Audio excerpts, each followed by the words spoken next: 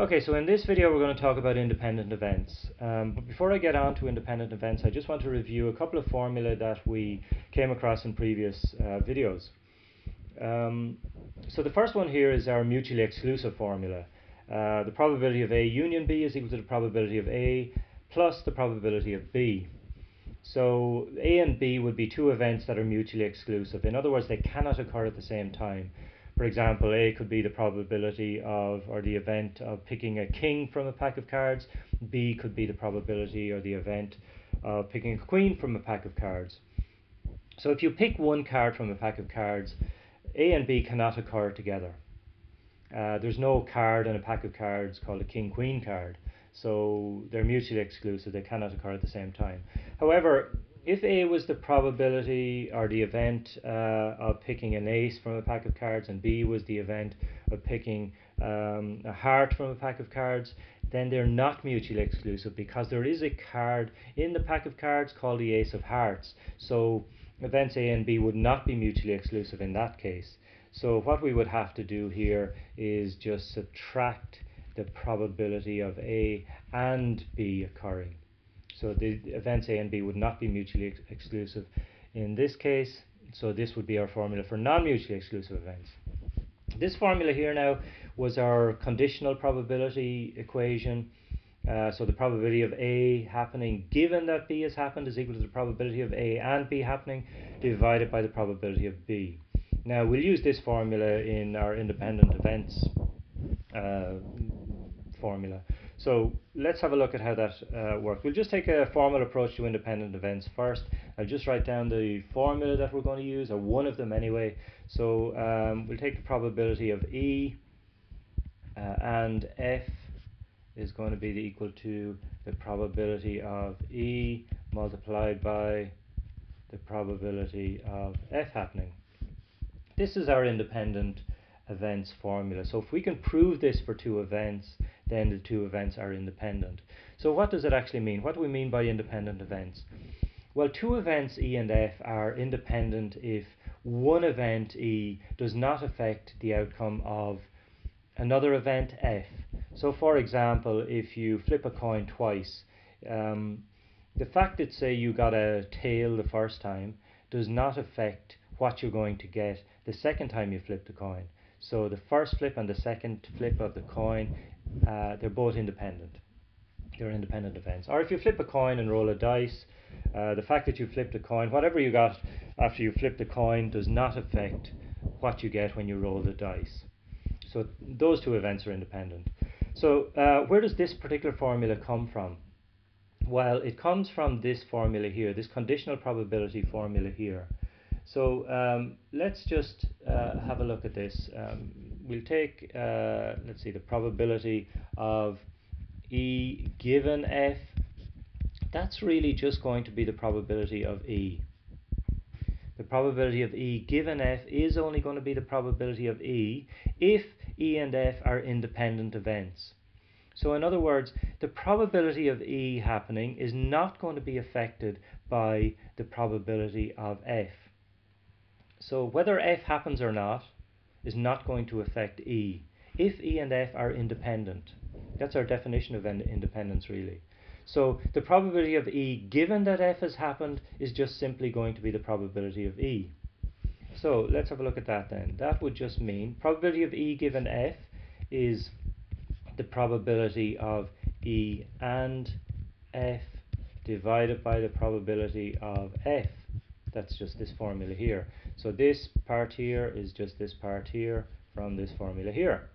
And that's just going to be the probability of E from here.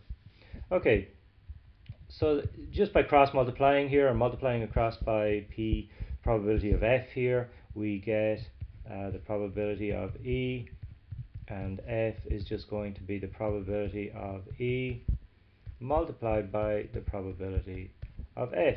And this here is our formula that we started with. So it's a very simple derivation of this formula here. Okay, so let's just have a look then at three formulas that we're going to use really to prove that events are independent. The first one really is just, we've done them really at this stage. So let's see, the first one is the probability of, let's say, A given B is just equal to the probability of A. So that's this part here really. So if we can prove that, if we can prove this here, if we can prove that the probability of A given B is just equal to the probability of A, then events A and B are independent. Similarly, if we do the probability of B given A is equal to the probability of B, exactly the same thing again. And the third one is this one here, the probability of E and F. Okay, so I'm switching to E and F here, but it doesn't matter, it's the same thing. It's the probability of E multiplied by the probability of F. So that's this formula here. We can use A and B, it doesn't really matter here. So the probability of E and F is equal to the probability of E multiplied by the probability of F. If we can prove this in our question, then events E and F are independent. Okay, so let's just try an example of this. I'm going to take, let's see, our question here is going to involve two events, and the two events are E1 and E2. And the information that we're going to get in this particular question is that the probability of E1 given E2 is going to be equal to 0.4. The probability of E2 given E1 is going to be equal to 0.25. And we're then also told that the probability of E1 and E2 happening is going to be equal to 0.12. So this is all the information we're given here. We're going to be asked two questions here. Number one, we're going to be asked calculate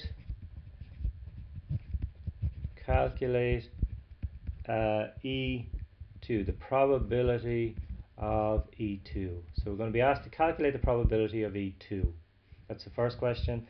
And the second question, then we're going to look at are E1 and E2, are they independent? So we're going to look at are E1 and E2 independent, and we have to find the probability of E2 here. So we look at part one first of all. Okay, so we're going to try and find E2.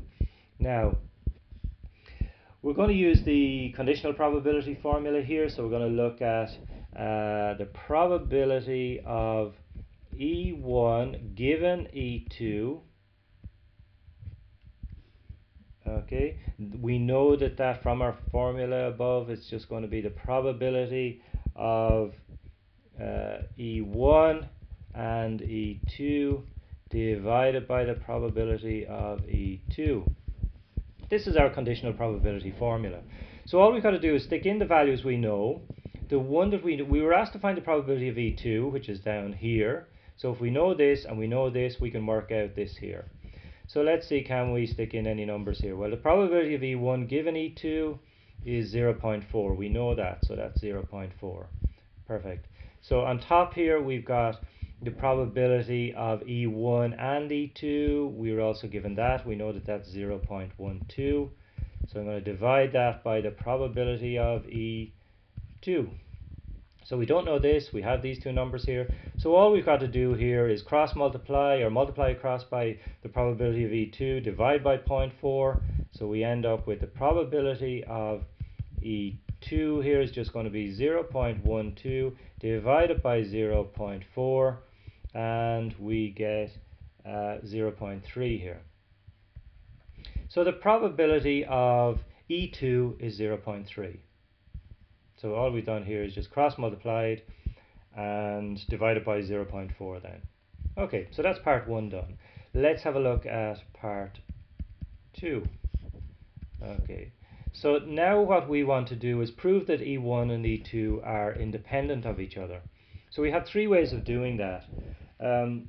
So let's have a look at the probability of E2 given E1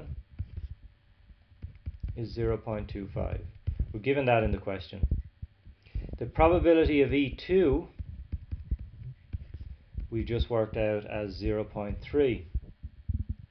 Okay, so one of our methods for checking if two events are independent would mean that the probability of E2 given E1 would have to be equal to the probability of E2 here.